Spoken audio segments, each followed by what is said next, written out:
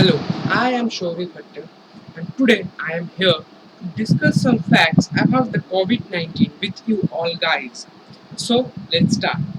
At first, when learning about the virus, we must know that it is a macrovirus. Why macrovirus? Because it is larger than 90% of the other viruses present.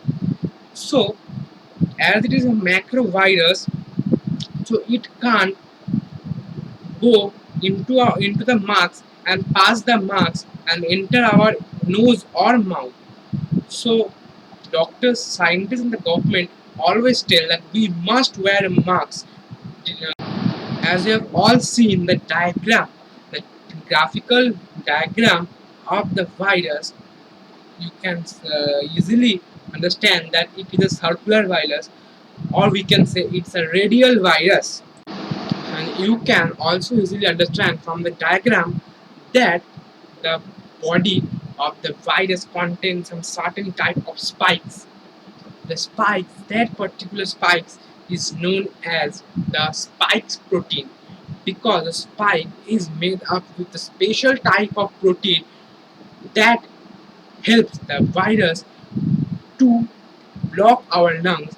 That's why we have breathing problems when we are affected with the virus. So the next topic, that during this time period, doctors always suggest to wear masks. Why? They suggest us always to wear masks because if we get contact with some person who is infected with the virus can easily come into our body and affect us. The next, that the most popular question during this time, that does coronavirus fly in air? Um, there are two answers of this question. One is yes and one is no. Yes, because the coronavirus in the air can stay up to 30 minutes and travel to a distance of 1 meter. So doctors always prescribe to sit with a 1 meter distance with any other person. And no, because the coronavirus can't fly without any help. So, okay, one thing you need to know before we understand this, that when we sneeze without any protection or wearing masks, there are about 40,000 saliva droplets come at once from your mouth and goes forward with a speed of about 300 kilometers per hour. And among that 40,000 saliva droplets, each and every droplet contains about 10,000 virus of the corona. So that is very harmful to the person who is surrounding the infected person. Our saliva is made up of about 98% of water. So after coming from outside anywhere in the house, washing your hands and legs and mouth with water is not enough, because coronavirus can live in water up to many days. So we must wash our hands with hand wash or soap with water, or else we can use sanitizer. So the next topic to which I will come about the why coronavirus affects the lungs only and how it affects the lungs. Because it's a virus, it can affect our brain, our eye, our mouth and nose, legs, hands, anything, but it affects only our lungs. For that, we need understand that how our lungs help us in respire or taking in oxygen and exhale out carbon dioxide. So we inhale oxygen and exhale out carbon dioxide, that we all know. But to a limit, it is not true, because the air we inhale contains about 90% of the oxygen and 5% nitrogen, 2% carbon dioxide, and other gases and the rest remaining of the percent other gases. And the exhale out carbon dioxide. That also not true to such some extent, because in that exhale out air, the air contains maximum carbon dioxide along with many other gases. So then let me start about how our lungs work. When we inhale oxygen, the oxygen first goes through our nose and then to the windpipe and then slowly goes to the trachea. The trachea then divided into two pipes which enters the two of our lungs. Then inside the lungs, the trachea gets divided into bronchioles. The bronchioles divide into bronchi. That bronchi, that bronchi furthermore divide into alveolus. And we would be surprised to know that two of our lungs contain about 20 lakhs alveolus. Alveolus is the place where exchange of oxygen and carbon dioxide takes place. The walls of the alveoli are very thin.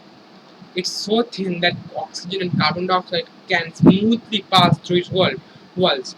Its wall is consisted of the thousands of blood capillaries. The blood capillaries brings carbon dioxide along with deoxygenated blood to the alveolus. Then the alveolus takes in the carbon dioxide from that particular blood capillary and inject the oxygen into that capillary. So that's how our lungs work. And when someone gets infected by that virus, it goes inside our body with the oxygen we inhale. So it follows the same path with the oxygen and reach the alveoli. Then it passed to the alveoli. And now the point why the virus affects only the lungs and not our brains, eyes, or any other parts of the body. The walls of our lungs contain the spikes as same type of the present in the virus. The spikes that present in the virus, which is made of the protein. So, like a lock and key system, the viruses goes and get fit inside that particular spikes present in the walls of our. And when the virus gets fitted into the spikes present in the walls of our lungs, the cell present in the walls of the lungs thinks that the virus is good and permits the virus to enter the cell membrane. So in the cell membrane, there is a selectively permeable membrane. Means that membrane first judges that what is good and what is bad for the cell. Then allows the good things to enter into the cell. So as the virus can fit easily with the match easily with the pattern with the wall of the lungs, the membrane thinks that it's a good. So the membrane allows it to enter inside the cell of the body. So in that particular cell, the virus went to the nucleus. In the nucleus, there contains the chromatin network, and the chromatin network is made up of chromatin fibers. The chromatin fibers contain the DNA. Then the virus tells or orders the DNA that to make multiple copies of the virus. And as the cell is understanding that it's a good virus, it makes copy of the virus.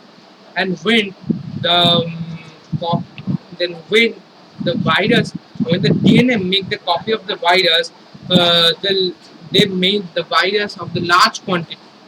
The cell cannot hold all the virus inside the cell, so the cell at last burst out. And then like all the same process, the virus gets injected into all the cells of the body, and then our natural antibodies gets the news that something bad is going in our body. Then then the antibodies rises the temperature of our body, so in that time we have fever, rises the temperature of the body and tries to defeat the virus. Our natural antibodies also makes antigens to defeat the virus, but it fails as it's a new type of virus. So, in this, we need a vaccine. The vaccine goes inside our body and produce such antibodies that is also the similar to the pattern of that of the spikes of the virus. The antibodies produced by the vaccine goes and fitted in the similar manner that of the lungs, and the vaccine antibodies goes and fitted in a similar manner to the coronavirus. So now the virus cannot enter any more cell with the help of the spikes of proteins. And now slowly every cell in the every virus cell in our body gets destroyed, and this time we call that we have achieved the herd immunity, and all the countries in the world are trying very hard to make the vaccine of this virus. So hope we will in the future months, like 2 3 months, we can get a proper vaccine of this virus and get cured and released from the virus. So thank you, and that's all for today.